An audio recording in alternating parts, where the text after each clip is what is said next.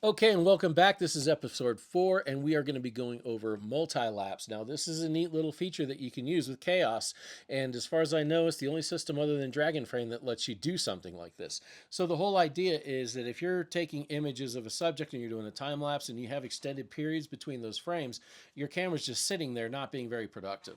Multi-lapse allows you to interlace up to 3 different time lapses simultaneously, which is really going to increase your output.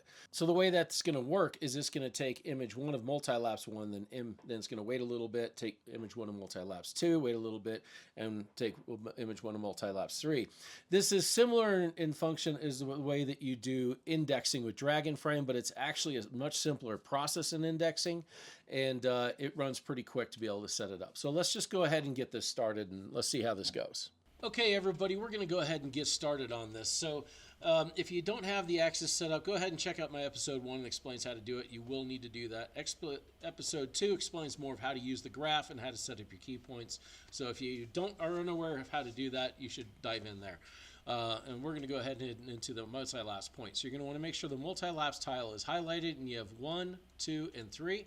I still have some leftover data on 1, so I'm just going to do go up here, and I'm going to reset move. Okay, now what we're going to do is set up 3 movements. The first one is going to be a very short one that just goes a little bit in front. The next one will be much more pronounced along the range of the slider. And the third one, we're actually going to rotate the subject in the set. So we're going to go ahead and take the slider, and I'm just going to move it over onto the left side of the subject. And then we're going to pan. I'm going to move this over to analog mode. I find that easier to get things lined up the way I want. And the focus already looks good.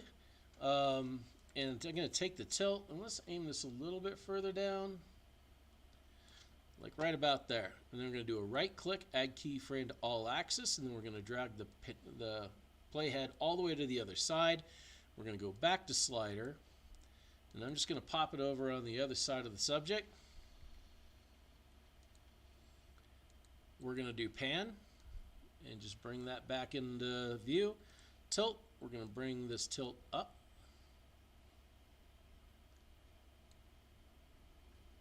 Okay, and then we're just going to go ahead and lock this in. I'm happy with it. The focus is already pretty good.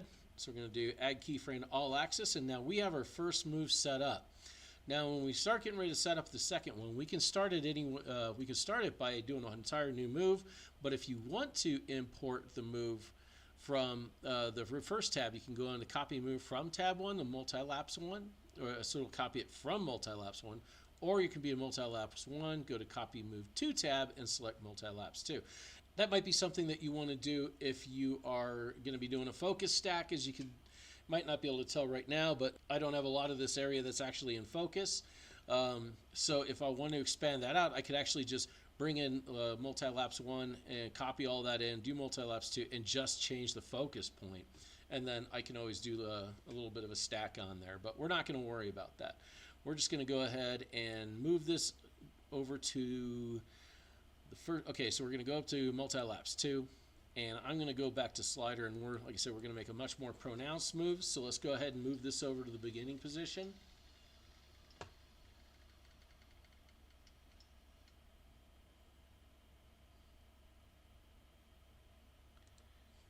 And we are going to move the pan. And we are going to do add keyframe to all axis. But first, I want to move this over to the beginning. And I want to check my focus because I'm a little bit further away now. So let's go ahead and... Okay, that looks a little bit better. So we're going to do add keyframe to all axis. I'm going to drag the playhead once again down to the opposite side, go to slider, and I'm going to send this down to the other side.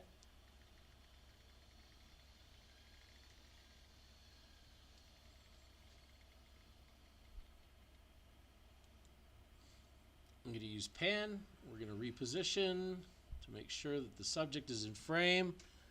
Focus looks good. I'm going to take the tilt, and we're just going to move that down a little bit through that movement. And I'm going to go ahead and do mark end. I'm going to do right click on here and do add keyframe to all axis.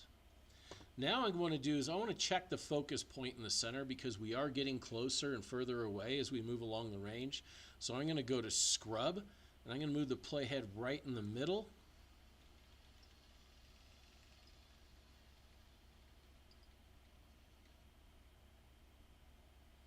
Okay.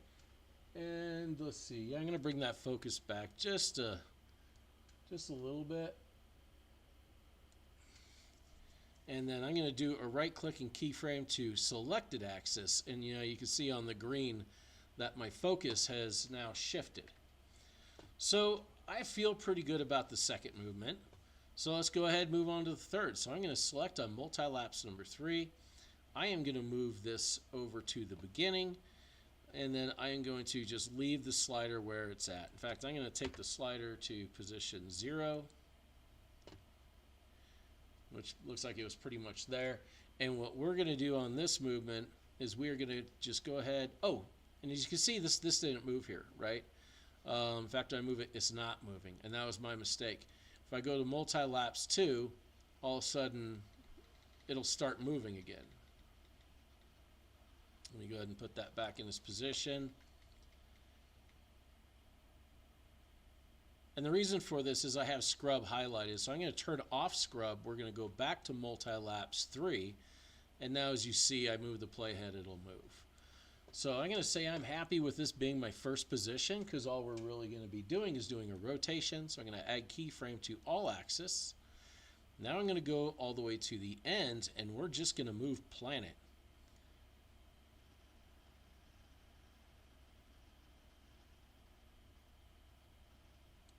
I'm going to go ahead and bring this back a little bit though. Okay. And right there. And that's where we're going to do the final.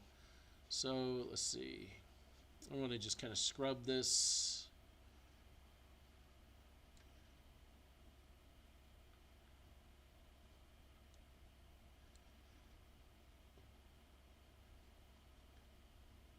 Okay, planet.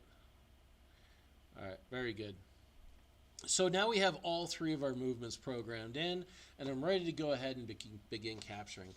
Next step, we're going to go over here to move time, and I'm going to click on that, and we're going to go ahead and make some adjustments here.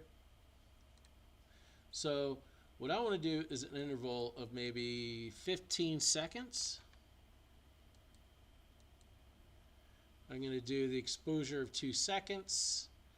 Pre-move move photos, I'm going to do 150.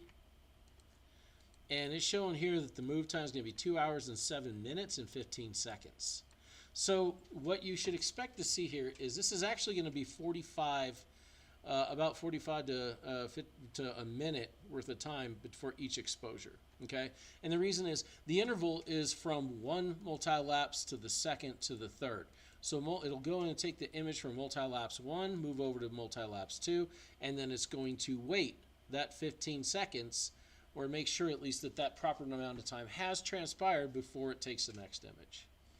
So this sounds good. Looks like our minimum interval time would be 4 seconds based off of the movement that has to happen with the camera.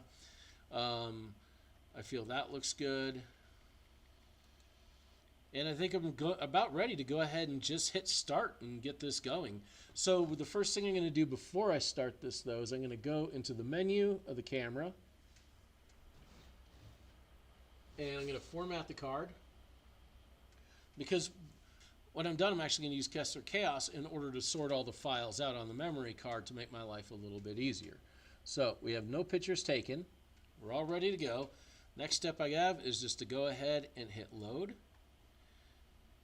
Do you want to start from the current position? No, I want to start it from the beginning.